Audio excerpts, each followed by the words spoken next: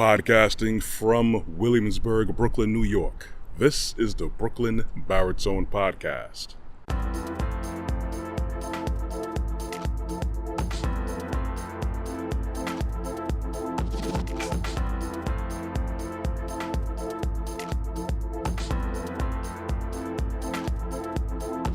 Hey everyone, as usual, it's the morning when I'm recording these productions and podcasts, but whenever you choose to listen to this, morning, afternoon, evening, nighttime, late at night, I would always appreciate you hitting the subscribe and notification bell on my YouTube channel, Brooklyn Baritone. But do that if you want to. Of course, no pressure, although I would enjoy the algorithm going in my favor. Today's brisk day in New York today, but at the same time, I want to talk to you guys about something pretty serious, something that's basically pretty cold, brisk, that'll probably give you goosebumps if you think about it. I want you, all of you who are out there, who do have children, or those who are around children, who aspire to have children one day, think of you raising that child, a beautiful child that you've conceived in love, and you wish to have the best for this child. Most people don't want their children to go through any of the hard things that they went through, but at the same time, you want to instill a lot of standards in those children. You want to make sure that they don't know anything that's going to hinder them growing spiritually, mentally, physically. You want to give them the best possible chance they have in life, and you do it. You think about providing for them with food, shelter, clothing, all that stuff, but at the same time, you have to also provide them with guidance. And that takes a lot of time. It takes a lot of resources, a lot of energy, a lot of focus. You do this day in, day out. You do this month after month, year after year. Now your child, they go out in the world, they socialize, they go to school, they learn things about the world, make sure doing their homework, they're adjusting properly, they're growing, they're on the right track, getting those good grades and everything, right? And then one day, that child that you spent so much years protecting, raising, grooming, they get sexually violated. I already know that so many people don't even want to picture that happen to their child. And I already know that so many people will react in a very, very explosive way. Because your child is you. You put your heart and your soul into growing this child. You want nothing, no one to harm your child. But imagine this. Your child was sexually violated at school, at a place where you figure that they should have all the safety that you figure out of anywhere you place your child in this world.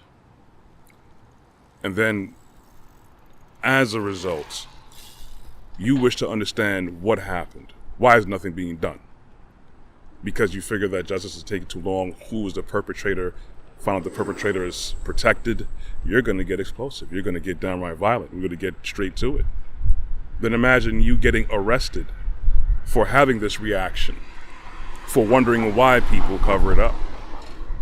I kind of jumped the gun a little bit with my explanation, but a recent case, an incident with a man named Scott Smith had this happen to him. His daughter was sexually violated by another male in the school, wearing a dress, entered into the female's bathroom. And that's where she was violated. And I could imagine this man's rage, of course, when you're trying to figure out what's going on, what's being done, why am I not getting my questions answered. It said he's arrested, ridiculed, while the school administration covers this up. They wish to cover it up and act like it didn't happen. Meanwhile, that same young male perpetrator that did the violating actually went to another school and did another sexual assault. You see, when we hear about these things, we are taken aback. We are appalled. The problem is that this is nothing new under the sun. This has been going on in a lot of different cultures, ancient cultures.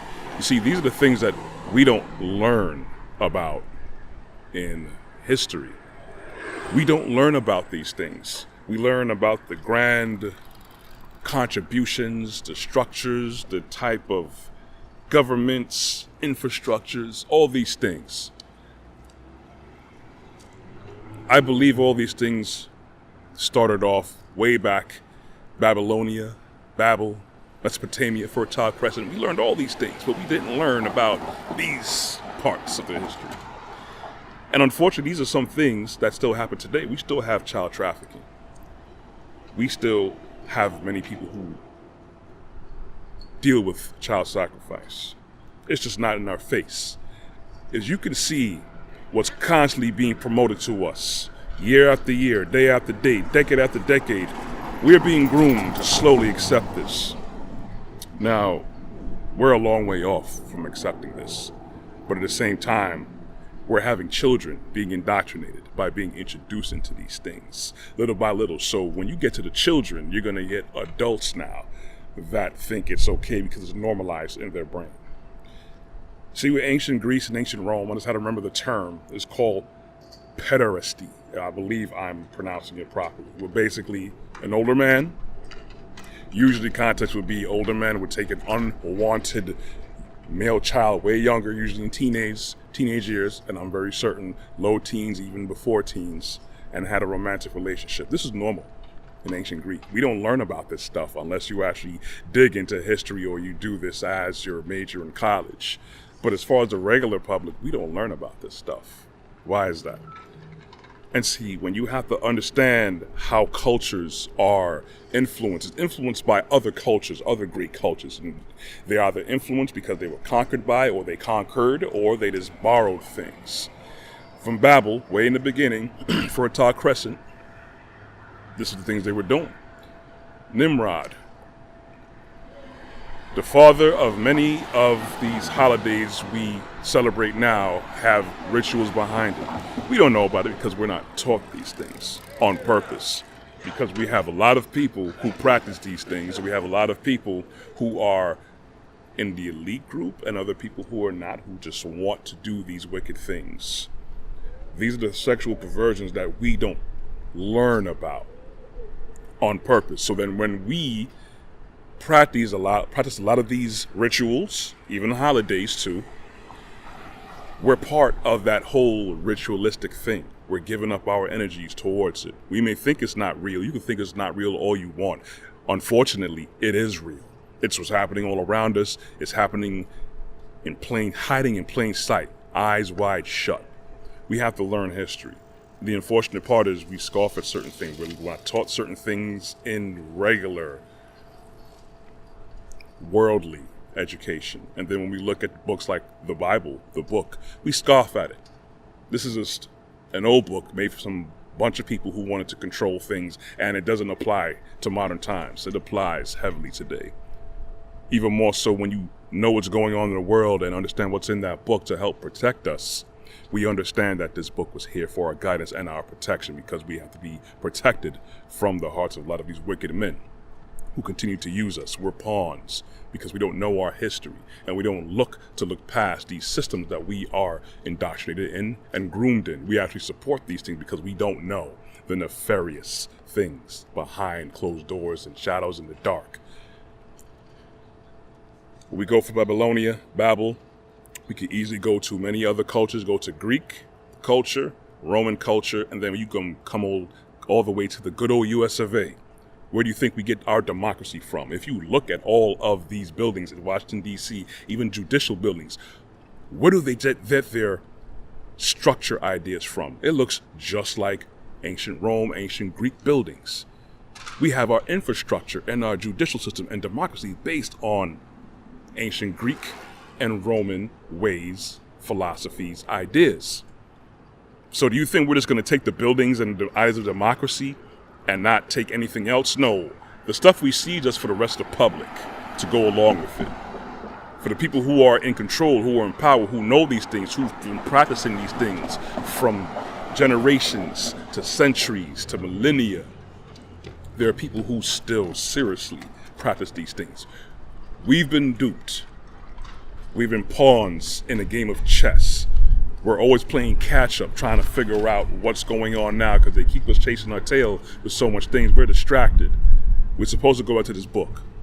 We need to We need to study this book and true history, then we can understand the nature of man. We can understand why things are happening the way it is.